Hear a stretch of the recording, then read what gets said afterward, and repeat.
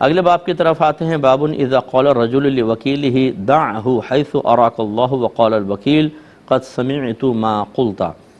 جب کسی شخص نے اپنے وکیل سے یہ کہا کہ آپ اس کو جہاں مناسب سمجھیں خرچ کر دیں، اور وکیل نے کہا کہ تم نے جو کچھ کہا وہ میں نے سن لیا، اس کا باب۔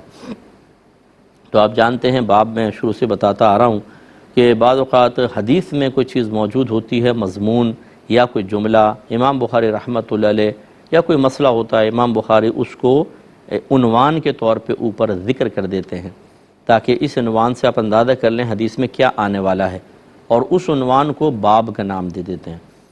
تو یہ باب قائم کیا، 2318 نمبر حدیث پاک لے کر آئے۔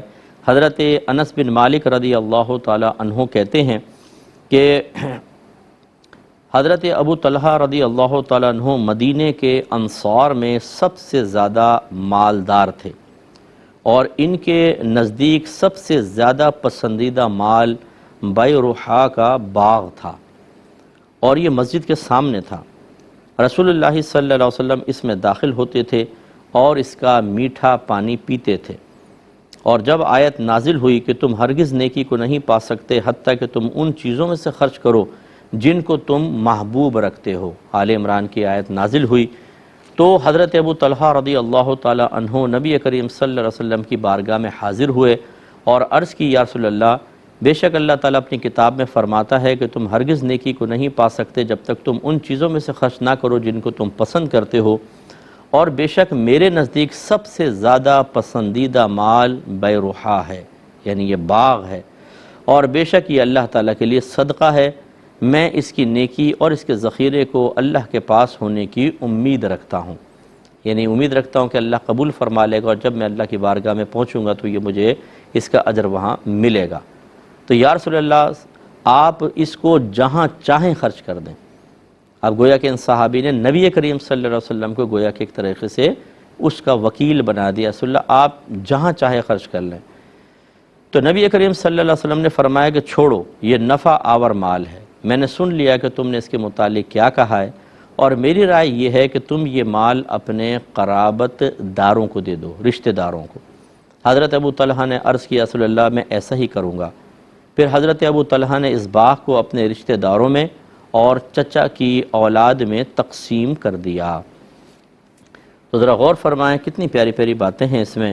پہلی چیز تو یہ ہے کہ حضرت انس بن مالک کہتے ہیں کہ ابو طلحہ رضی اللہ تعالیٰ عنہ انصار میں سے سب سے زیادہ مالدار تھے، اس اور نبی کریم موجود ہیں، اس کا مطلب یہ ہوا کہ مال کو پاس رکھنا یہ کوئی برا نہیں ہے۔ بعض لوگ ہم سمجھتے ہیں کہ یہ مال بہت بری چیز ہے، مالدار بہت برے ہوتے ہیں، مالداروں کو آخرت میں بہت ذلت کا سامنا کرنا پڑے گا، یہ غلط خیال ہے۔ یہ اچھی طرح یاد رکھیں کہ اگر انسان حلال طریقے سے مال کمائے اور جہاں اللہ نے خرچ کرنے کا حکم دیا وہاں بخل نہ کرے، وہاں خرچ کرے، جیسے زکوٰۃ ہے، فطرہ ہے، قربانی ہے، حج ہے، غریبوں کی امداد ہے، اپنے گھر والوں کو نان نفقہ بھی دیتا ہے، وہاں خرچ کرے، اور اگر جمع رکھتا ہے تو اچھی نیت کے ساتھ جمع رکھتا ہے، یعنی جب بچ گیا، حقوق اللہ ادا کیے، حقوق العباد ادا کیے، پھر بھی بچ گیا اور وہ اچھی نیت سے جمع کر کے رکھتا ہے تو اس میں کوئی مسئلہ نہیں ہے۔ بلکہ ایک صحابی نے جب بوقت وفات، قریب تھی وفات ان کی، تو نبی کریم صلی اللہ علیہ وسلم سے پوچھا، یا رسول اللہ کیا میں اپنا سارا مال صدقہ کر دوں؟ سرکار نے فرمایا کہ نہیں۔ عرض کی آدھا کر دوں؟ فرمایا کہ نہیں۔ عرض کی کیا 1/3 کر دوں، یعنی 1/3، 3 حصے کر کے 1 حصہ اللہ کی راہ میں دے دوں؟ سرکار نے فرمایا یہ بہتر ہے۔ اور پھر فرمایا کہ کوئی باپ اپنی اولاد کے لیے کچھ چھوڑ کر مرے، اس سے کہیں زیادہ بہتر ہے کہ وہ انہیں اس حال میں چھوڑے کہ وہ کسی کے سامنے ہاتھ پھیلا رہے ہوں، اپنی ضرورت کا سوال کر رہے ہوں۔ یہ دیکھیں کتنی کامل تعلیم ہے۔ اب لوگ یہ سمجھتے ہیں کہ جو بعض ایسے عام جو لوگ ہوتے ہیں جن کو زیادہ ڈیپلی انہوں نے دین کا مطالعہ نہیں کیا ہوتا، جی مال بڑی بری چیز ہے، سب خرچ کر دو، مال پاس رکھنا منع ہوتا ہے۔ ایسا نہیں ہے۔ اب یہ مالدار صحابی ہیں، نبی کریم نے تو نہیں فرمایا کہ تم مال، یہ سانپ اور بچھو تم نے اپنے پاس رکھا ہوا اس کو خرچ کر دو، نہیں۔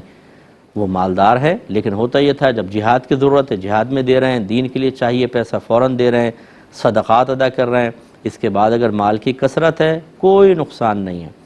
اور یہ روایت پہلے بھی بیان ہو چکی ہے، اگر آپ کے ذہن میں ہو، کہ کچھ صحابہ نبی کریم صلی اللہ علیہ وسلم کے پاس آئے اور عرض کیا، رسول اللہ ہمارے کچھ بھائی ایسے ہیں جو ہم سے آگے نکل گئے ہیں اجر میں۔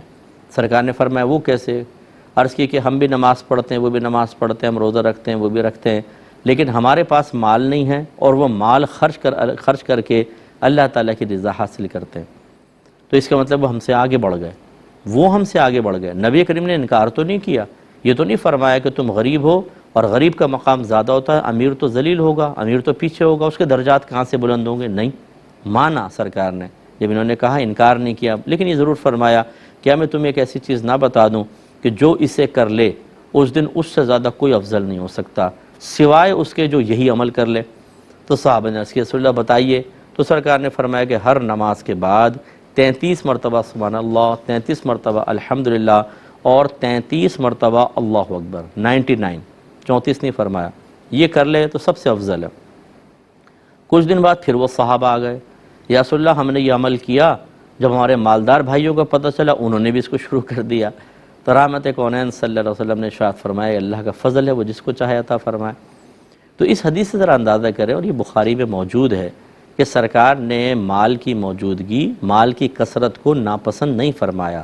یہ ناپسندیدہ اس وقت ہوتا ہے جب ہم غلط طریقے سے خرچ کریں، جہاں خرچ کرنے کا حکم ہے وہاں نہ کریں، غلط مقامات پر خرچ کریں، یا بخل کی وجہ سے جمع کر کے رکھیں، کسی کا حق ادا نہ کریں، تو یہ سانپ بھی ہوگا، بچھو بھی ہوگا اور آخرت میں نقصان بھی دے گا۔ ورنہ جتنا زیادہ مال اتنا بڑا آپ ثواب جاریہ کر سکتے ہیں۔ آج آپ دیکھیں نا، دینی کام بھی بغیر پیسے کے نہیں ہو سکتا۔ بڑے بڑے ادارے بنتے ہیں، کروڑوں روپے خرچ ہوتے ہیں، سیمنٹ اتنی مہنگی، سریا اتنا مہنگا، کروڑوں روپے خرچ ہوتے ہیں، ادارہ چلا رہے ہیں، کھانے پینے کے مسائل، دینی طالب علم آتے ہیں تو وہ سفر خرچ بھی پیسے سے ہوتا ہے نا، پیٹرول آپ کو پتہ ہے کہاں تک پہنچ گیا اور کہاں تک پہنچنے والا ہے، تو یہ سب چیزیں پیسے سے تو حاصل ہوتی ہیں، پیسے کے بغیر تو کچھ بھی نہیں کر سکتے۔ تو پیسہ قابل نفرت چیز نہیں ہے، اصل توجہ طلب چیز ہے، اس کے حاصل کرنے کے ذرائع، اس کو جمع کرنے کے مقاصد، اسے خرچ کرنے کے ذرائع، اور کس قصد و ارادے سے آپ اور کس مقام پہ خرچ کر رہے ہیں، اس پر شریعت کے تقاضے کے مطابق گہری نظر رکھی جائے اور شریعت کے تقاضوں کو ملحوظ رکھا جائے، پھر کوئی مسئلہ نہیں ہے۔ تو انہوں نے ایک تو بتایا بہت مالدار صحابی تھے، اور ان کا سب سے پسندیدہ مال ایک بیروہا کا باغ تھا، اور اس میں کھجوریں بہت تھی، میٹھے پانی کا چشمہ، اندازہ کریں پانی ابل رہا تھا اور میٹھا پانی بالکل۔ تو اور پھر اس پہ رحمت کونین صلی اللہ علیہ وسلم اس باغ میں جاتے، کھجور تناول فرماتے، پانی پیتے، اتنی عظیم ہستی اس باغ میں آتی تھی۔ لیکن جب اللہ تعالیٰ کا حکم ہوا کہ اپنے پسندیدہ چیز اللہ کے راہ میں خرچ کر دو، اور یہ امتحان تھا صحابہ کرام علیہم رضوان کے لیے، تو انہوں نے سوچا کہ سب سے پسندیدہ چیز کیا ہے جو میں اللہ کے راہ میں دوں؟ وہ باغ، اور آپ نے وہی باغ پھر سرکار کی بارگاہ میں پیش کر دیا۔ اگر ہمیں کہا جائے بھائی اللہ کے راہ میں پسندیدہ چیز دے دو، تو بہت ہی مشکل ہے کہ ہم پسندیدہ چیز دے دیں۔ اگر میرے 2 مکان ہیں، ڈیفنس میں ایک کوٹھی ہے اور ایک لیاری کے اندر کھولی ہے، تو میں اللہ کے راہ میں لیاری والی کھولی تو دے دوں گا، لیکن ڈیفنس کا مکان دینا بہت مشکل کام ہے، بہت مشکل۔ تو یہ ہمیں سوچنا چاہیے۔ بہرحال میں یہ تو نہیں کہہ رہا ہوں کہ آپ یہ سب خرچ کر دیں، لیکن یہ ضرور ہے کہ اللہ کے راہ میں دیں تو دل کھول کر دیں۔ اگر بہت ہی اچھا نہیں تو بہت برا بھی نہ دیں، درمیانہ درجے کا ہونا چاہیے، دینا ضرور چاہیے، کبھی کبھار اپنے آپ کو اس آزمائش میں بھی ڈالنا چاہیے۔ تو انہوں نے آ کے سرکار کی بارگاہ میں عرض کیا رسول اللہ میں اس کو صدقہ کرنا چاہتا ہوں۔ تو پھر اس پہ رحمت کونین صلی اللہ علیہ وسلم جو مشورہ دیا وہ بھی بڑی توجہ طلب ہے، اس